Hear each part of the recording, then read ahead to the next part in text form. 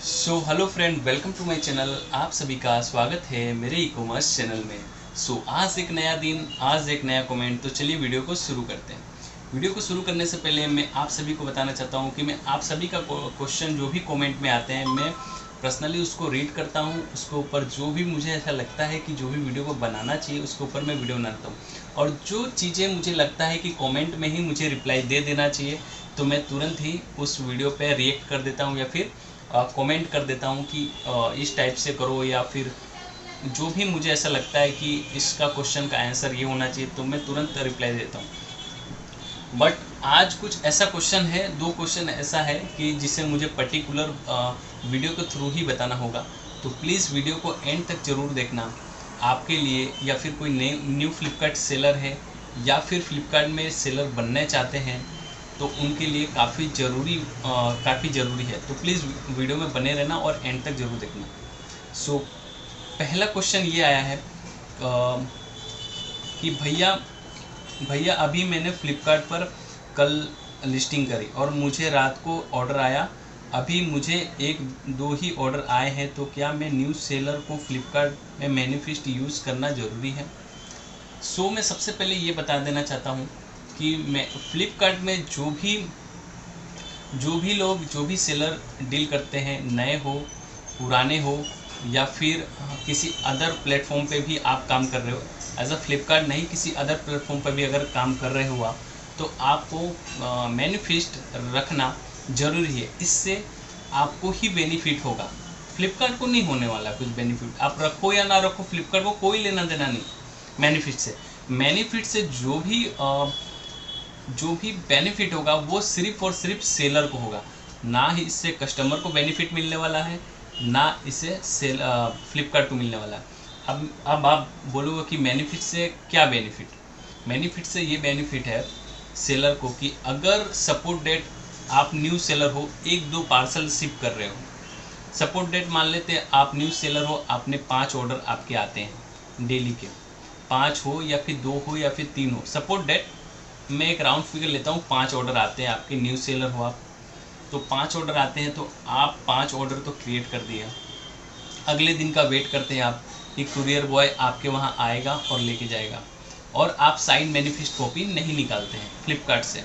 हालांकि फ्लिपकार्ट जब भी आप जनरेट करोगे तो ऑटोमेटिक वो जनरेट हो जाता है मैनिफेस्ट कॉपी, बट आप सिर्फ ऑर्डर फॉर्म निकालते हैं, पैकेजिंग मटेरियल में प्रोडक्ट को पैक कर दिया और साइन मैनिफेस्ट कॉपी आपने निकाला ही नहीं, कुरियर बॉय पे भरोसा करके आपने पार्सल दे दिया। अब इसमें क्या होगा, सपोज डेट आपका ट्रस्ट है कुरियर बॉय पे क्योंकि वो रेगुलर आपके वहाँ आता है, बट इन केस अगर वो पार्सल आपके वहाँ से 5 लेके गया और 4 ही स्कैन हुआ फ्लिपकार्ट वेयर हाउस हब में, और एक पार्सल किसी टेक्निकल इशू या फिर फ्लिपकार्ट इशू या फिर कुरियर बॉय अपने घर लेके चला गया पार्सल, या कुछ भी एक ऐसा इशू हो जाता है, मेजरमेंट या फिर बारकोड का इशू हो गया, कुछ भी एक इशू हो जाता है जिसके कारण आपका पार्सल स्कैन नहीं होता है। आपने तो दिया 5, बट वहाँ पे हुआ स्कैन सिर्फ और सिर्फ 4, एक पार्सल आपका नहीं हुआ स्कैन, और फ्लिपकार्ट आपको उस पर्टिकुलर एक ऑर्डर पर रिटर्न लगा देगी, जिससे आपका परफॉर्मेंस हो जाएगा ख़राब। इससे लॉस किसका हुआ? आपका हुआ। अगर आपका अकाउंट 1 या 2 दिन या 5 दिन के लिए भी बंद होता है, तो आपका तो ऑटोमेटिक सेल डाउन हो गया। अब इससे बेनिफिट ये है आपको कि आपको क्या करना है कि फ्लिपकार्ट का मैनिफेस्ट, आप जब भी कोई भी, आप अगर सिंगल एक ऑर्डर भेजते हो तो भी आप मैनिफेस्ट निकालो, अगर आप 100 ऑर्डर भेजते हो तो भी मैनिफेस्ट निकालो, अगर आप 1000 ऑर्डर में डील करते हो तो भी आप मैनिफेस्ट निकालो, और पर्टिकुलर आप मैनिफेस्ट पे उसका सिग्नेचर और डेट के साथ, टाइमिंग के साथ करा लो। इससे ये बेनिफिट होगा कि अगर आपका कुरियर बॉय को आप पार्सल दे देते हो, सपोर्ट डेट अगर आप 10 ऑर्डर डील करते हो या 5 ऑर्डर डील करते हो, 5 ऑर्डर का हम डेमो लेते हैं। अगर 5 ऑर्डर आपने निकाला, 5 ऑर्डर आपने sign manifest copy courier boy से करा लिया, अब आपको कोई लेना देना नहीं वो पार्सल को वेयर हाउस में पहुंचाए या फिर वो अपने घर लेके जाए, आपके पास साइन मैनिफेस्ट कॉपी है। आप कभी भी एनी टाइम आप सेलर सपोर्ट में जाकर, फ्लिपकार्ट सेलर सपोर्ट में जाकर मेल ड्रॉप कर सकते हो कि मैंने कुरियर बॉय को 5 पीस पार्सल दे दिए। अब इस पे एक्शन लेगी फ्लिपकार्ट कुरियर बॉय को और वहाँ की ई कार्ट की लॉजिस्टिक टीम को। तो बेसिक सी मिला जुला के ये बोले कि आप जब जितने भी एक ऑर्डर पे डील कर रहे हो या फिर 10 या फिर 1000, आपको मैंडेटरी है मैनिफेस्ट निकालना और उस पर साइन करवाना। इससे क्या होगा, आपको ही बेनिफिट होगा।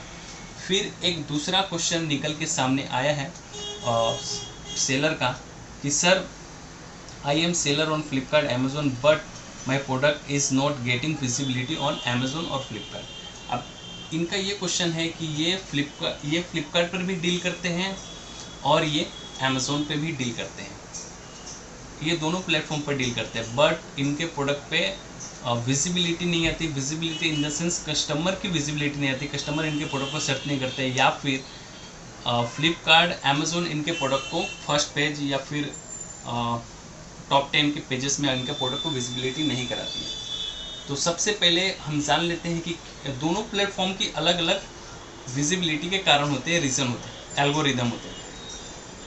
पहला हम बात करते हैं फ्लिपकार्ट की, जिसमें मुझे थोड़ा एक्सपीरियंस भी है और मैं डील भी अच्छा खासा करता हूँ उस पर। तो फ्लिपकार्ट की बात करते हैं तो फ्लिपकार्ट में कुछ चीज़ें ट्रिक होती है जो मैंने पिछले वीडियो में भी बताया है और अभी भी बताता हूँ। फ्लिपकार्ट में क्या होता है कि जब भी आप प्रोडक्ट को मिनिमम आप लिस्टिंग 40 तो मिनिमम लिस्टिंग करो। मैं कोई भी सेलर जो न्यू हो, पुराना हो, ओल्ड हो, मैं उनको ये बोलना चाहता हूँ कि आप 40 लिस्टिंग आप ज़रूर करें, पहला ट्रिक।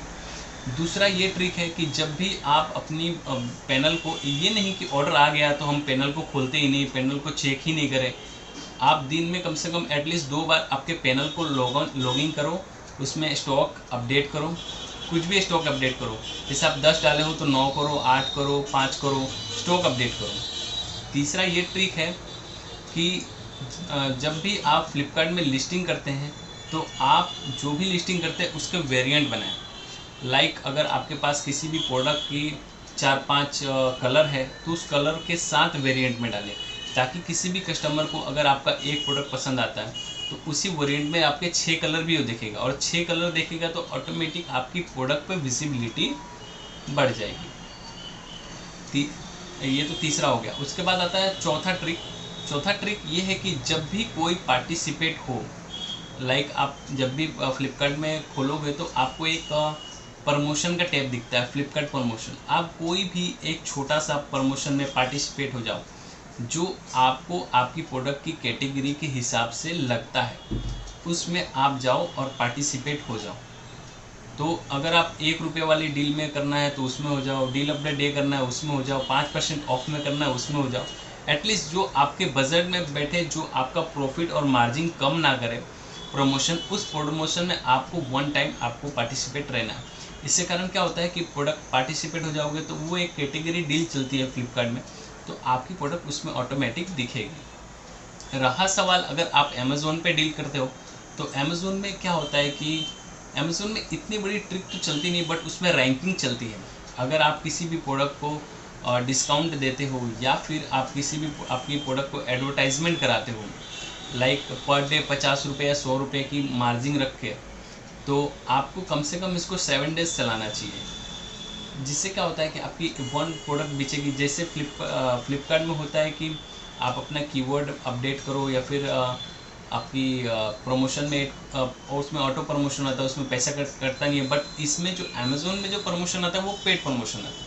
तो आपको 50 रुपये या 100 रुपये की डेली बजट रखो और उस हिसाब से आप डील को चलाओ। अगर आपके 50 रुपये के प्रमोशन से आपके 2 या 3 ऑर्डर भी आते हैं तो ऑलमोस्ट आपकी प्रॉफिट मार्जिन तो 50 रुपये तो निकल गए, सपोर्ट डेट। बट इसमें एक और ट्रिक आती है, अगर आप किसी भी प्रोडक्ट को कीवर्ड के हिसाब से रखते हो, आप डिस्क्रिप्शन में या फिर जब भी हम लिस्टिंग करते हैं तो एक कीवर्ड की लिस्टिंग आती है। अगर वो उस कीवर्ड की लिस्टिंग के साथ हम अगर लिस्टिंग करते हैं तो हमारी प्रोडक्ट की रैंकिंग ऑटोमेटिक बढ़ जाती है। मैंने कीवर्ड के ऊपर भी एक वीडियो बनाया है पर्टिकुलर, आप जाके उसको चेक कर पाओगे तो उसमें मिल जाएगा। इसमें हम ज़्यादा डिटेलिंग में बात नहीं करेंगे, बट मैं जो थोड़ी जो चीज़ें हैं जिसके बारे में विजिबिलिटी बढ़ती है, उसमें भी आपको स्टॉक अपडेट करना है। उसमें भी आपको आपकी लिस्टिंग 40+ तो होनी चाहिए, 40 के ऊपर तो होनी चाहिए। जिसके कारण क्या होती है, एटलीस्ट 40 के ऊपर जो प्रोडक्ट रहती है तो उनकी विजिबिलिटी ऑटोमेटिक फ्लिपकार्ट पे रहती है। ऑटोमेटिक कस्टमर को वो एल्गोरिदम करवाते हैं अपने कीवर्ड के हिसाब से या फिर अपने प्रोडक्ट के हिसाब से या फिर आपकी कैटेगरी के हिसाब से कराते हैं। तो ये सारी चीज़ें होती है जिससे कारण फ्लिपकार्ट पे आपको या फिर अमेज़ोन पे अगर आप डील कर रहे हो तो आपकी विजिबिलिटी बढ़ सकती है।